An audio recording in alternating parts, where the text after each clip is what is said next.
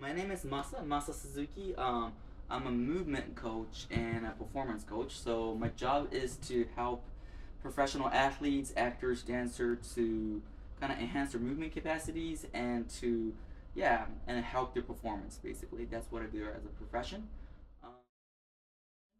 My background. So I started off with parkour and free running, and then dancing, and then also like a ninjutsu and jiu-jitsu. So a lot of the katana stuff and the old school jiu-jitsu kind of thing. But it's like that's mostly like standing kind of stuff. So that's kind of like my background.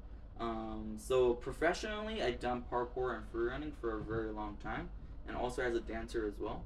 And then once I kind of retired, I switched myself in more of like a personal trainer, movement coach kind of thing.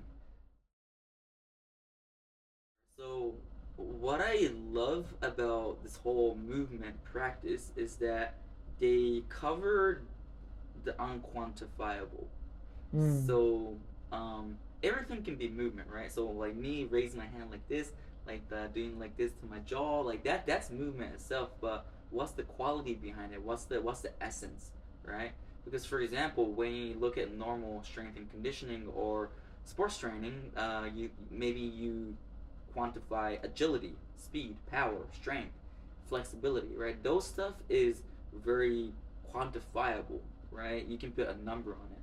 But what I find very beautiful is that coordination or dexterity or adroitness or like movability or movement intelligence or movement literacy, like these stuff is you can't put a number on it, but everybody who's done any kind of sport in a very high level knows and understands that these things really exist, and it's very important to pay attention to it in order to excel in it.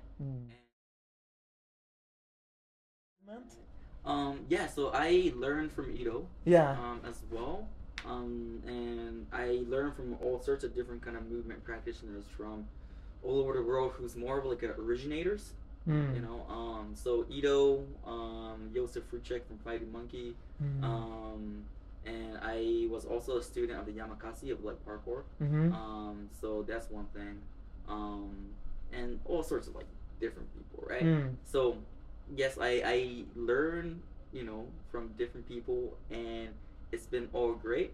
Like one thing I'll add on though is that mm, whatever looks good in a video or whatever they say, like okay, for example, like 4 steps to do blah blah blah blah, or like 4 exercise to improve blah blah blah blah blah, right?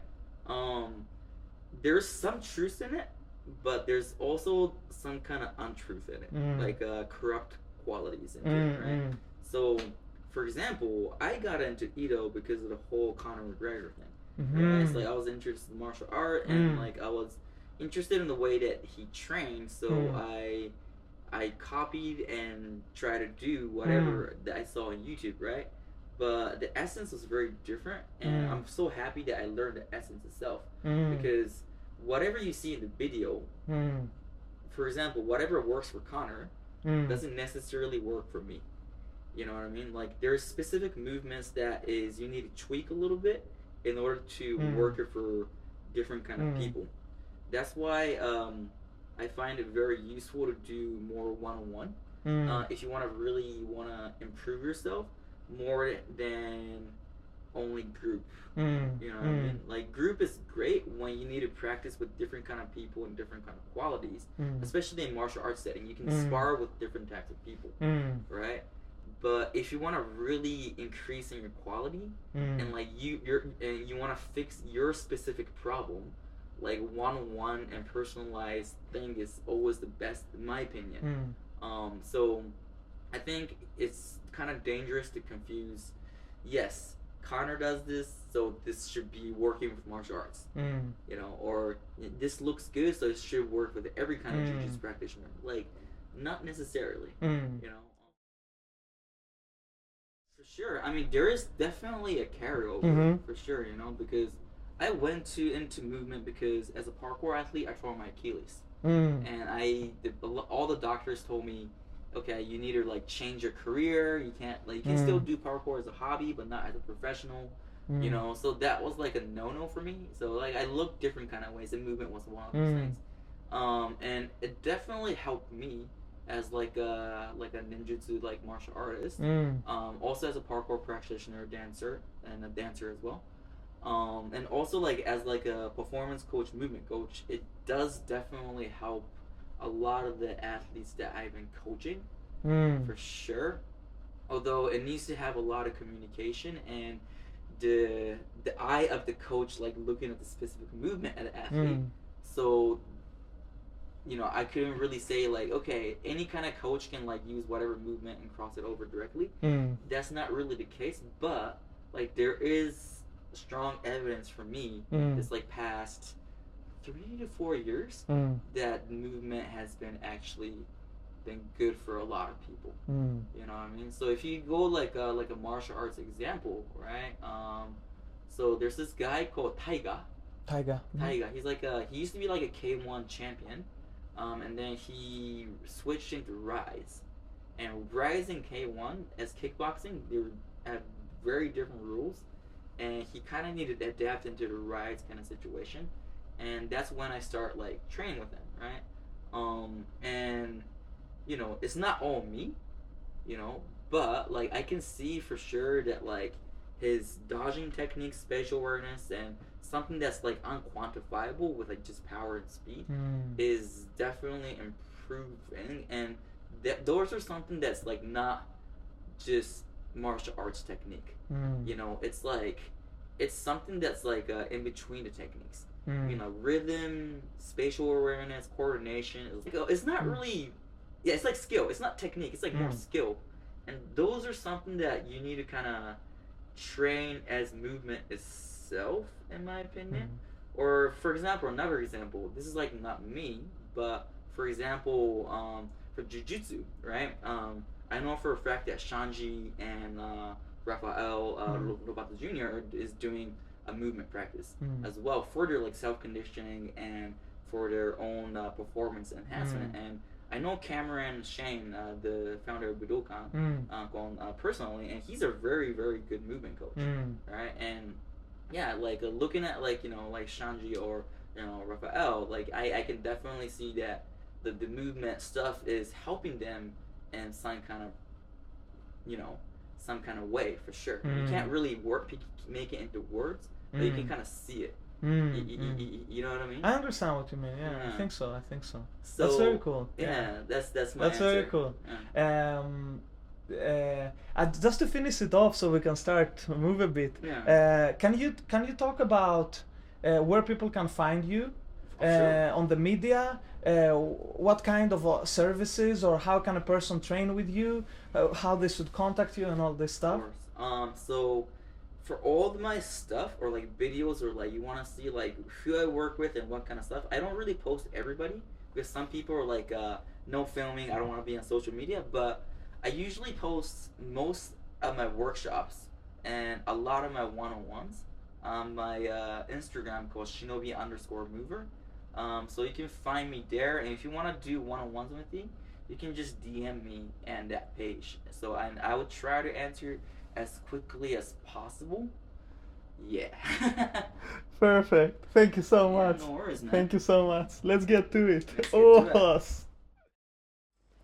And we want to use your. There's a couple of skills that I want to teach you, but let's focus today on your back bend movement. Okay. Yeah. But this is actually super necessary as a Jiu-jitsu practitioner, in my opinion, because of the bridges. Bridges capability, in my opinion, is not too much about your spine. I feel like it's more like about like how much you can project your energy from your hips to move down to the ground. Okay. So because realistically, if you know how to like go here, and normal people, it's only this, right? Right? But if you know how to really go here, oh wow! Then, like, even if you try to go here, jump over. Oh wow, that is so cool. I don't think I can do that. It's we'll work on it. That can be the goal, but this would be really, in my experience, really nice when you need to actually take somebody off of you from your position. It's like interesting move. But like more like diagonal you can go. Yeah. You don't want to go too much backwards. Like more diagonal you can go and twisting while projecting upwards. The better. Okay, that was so cool, man. Yeah, let's go slow. So the first thing that I want you to learn is actually tighten your butt. Actually, the reason why a lot of people have problems on your back is because your hips goes like this. Right. So if you can tilt your hips, but you wanna really not tilt it backwards, but tilt it forward. Boom. So really engage your hips. Now from here, you wanna imagine that something's like pulling straight over like this for your for your knees. So tighten your hips, it's straight over, really pulling, and then really elongating your chest. Yeah, there we go. And then still pushing and engage your butt. Push. And really push, and then lean backwards from here. But not from your back, but from your hips. From here. From my hips. Like this. That's it. And back up. Do you know? I noticed the pull. So like it's more about here. So it's flexible here, but you might not be strong here. So try to go here. And now try to touch my hand. There you go. That's it. And come back up. Oh, that was so hard, dude. And it's probably what I'm imagining is hard on your butt. Yeah, it is. Right? Glutes, yeah. You know, like you do this, right? And you Yes. But the focus point probably usually is like open up your chest or your spine, right? Now I want you to focus on really engaging your glutes and tilting your pelvic upwards. So for example, could you actually push me here? Yeah. As strong as possible? Yes. So I'm here. Oh yeah, it's strong. You can probably stand. Yeah. Oh, good God, man. Yeah. Oh, 100%. Yeah. I can. You know what I mean? But this is actually, if I'm like not engaged my butt here, I'm gonna collapse. But this is a necessary thing. So connect, like engaging your glutes. Yes. So go up and really engage your glutes right here. There you go. That's it. So this is the idea. Now, from here, try not to drop this down and do the side twist. So you know, like you're reaching up, but don't break it. Do not break it. There you go, and come back. Do not break it. See, you broke it. So let's do 3 times without breaking this. Okay. Right. 1. Don't break. 2. Do not break. 3. Engage your glutes. Oh, I feel them now. 1, 2, 3. There you go. I did break it on the. Yeah, you little bit. But I felt it so good on my back, man. It's I felt so relaxed on my back. Felt like it's a different kind of feeling probably.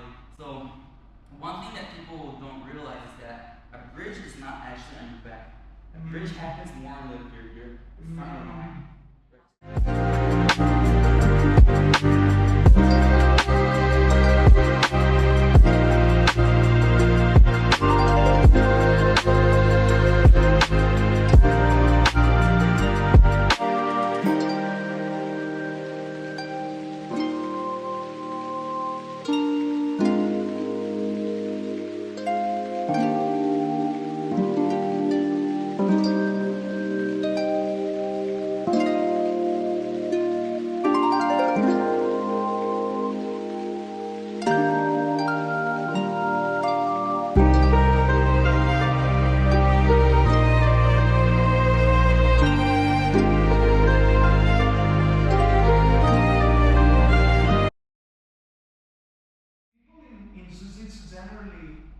Since it's such a big open style where you can bite your own gi, feed it to your hand, you can wrap your gi around your opponent's legs, arms, you can hold a different way, you can foot lock, you can arm lock, you can do pretty much everything, right? And people get lost into that, right? And personally how I view Jiu-jitsu is more of a skill building art, right? There are specific skills you need in order to grapple. There are very specific skills, right? Balance, breaking balance, managing distance, creating connections both on the upper body and the lower body, being able to maintain a top position maybe, being able to hold somebody down, you know, and the better you become in those skills, the easier you can assimilate different techniques and make things things work, right? So you talked about it a little bit, the unquantifiable part, right? Those stuff is very unquantifiable. Yeah, and I try to teach in a way where I build skill in my students, and then, but mostly it's just me building like 5 or 6 skills, right? That's why I think athleticism and movement in general is such an important part in martial arts, right? Because sometimes you will get a white belt who's like a rowing athlete or like a bodybuilding guy or a weightlifting athlete. They do so good in Jiu-jitsu. You're like, shit, why are they so good? It's because some of their skills they apply very well to Jiu-jitsu. Yeah, exactly. And we can safely say that there are 3 micros in Jiu-jitsu. Okay? The stand-up part, we both start standing. Somebody needs to take the other guy down, and that's when guard happens, right? In the guard, there is one person on his back, like that, or on his butt, right? And then there is the opponent who is standing on both of his feet, on his knees, or in a combination of the two, right? So that's what the guard is. And the guard is pretty much like a 50-50 thing, right? I don't want to split it into top and bottom because it's 2 people, right? It's interchangeable and it's 2 people entangled into that thing. So micro number 2 is the guard. Then we have micro number 3, which is pins, right? You're past the opponent's legs. You're not in guard anymore. And now you're holding a person down in order to either submit them, hold them down, or strike them, whatever, right? And there is no in-between of these positions that it's not one of the other macros.